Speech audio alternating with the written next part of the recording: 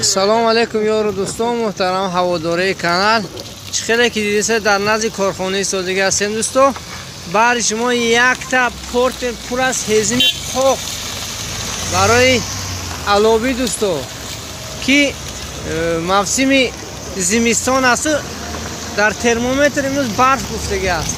کسانی که ذخیره نداشت برای زمستانش، حالا هم زمستان یک روز هم باشد کارش میکند دوستان، یک روز هم باشد کارش میکند این زمستان.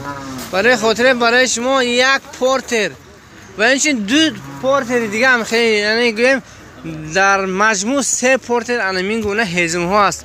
از همین بالاش توپ و اینچین یک خیل دوستان من نگاه کنید خیلی خوب است. شما عموما زحمت نمیکشید برای شکستن این، هم خیلی میپرتید هم خیلی میسوزه هم خیلی نه حابل جان. انا نرخش 1600 تومان میگون. دستافکش دستافکه همینجا به اسپلت نه تا کجا؟ تا کجا؟ تا کم سمال همینج تا کم سمال، یعنی خواه توت خاله باشد خواه کم سمال خواه یلداش آباد.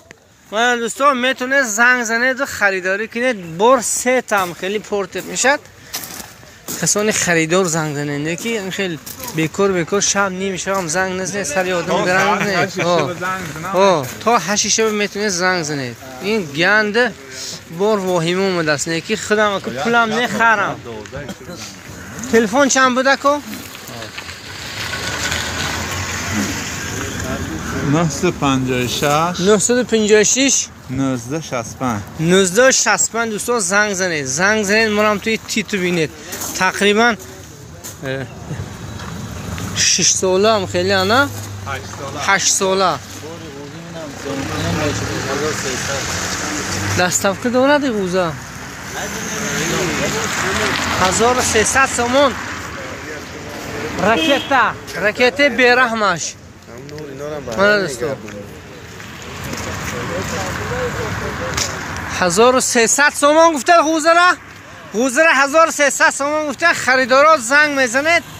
تلفن 713 27 و 56. این پرسف هم یک تا دوستان من قرار دارن در نزد بینای سرخ. من دوستان زنگ زنید خریداری کنید. باقی سربلند و خانه آباد باشد، نه که مخصوص همین برای پورتر زنگ زنید، نه خریدم زنگ زنید که فهمن که همین خیلی چیز بوده است در همینجا. عبدالخالق من گم زنید نه برافسوده نخدو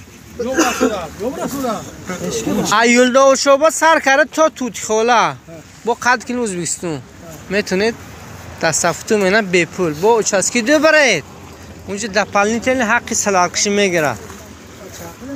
1600 تومان با ارزون میشنم تا پرامای برافسوده امرام تو با پلیس آدمو شما رو میبینن. نه اکا گوجاش کنیم همینه گوجاش کنیم لوبای جاش کنیم همه خیلی امرام تو یا بنده خالیش میکنه معقول نشه با بازار.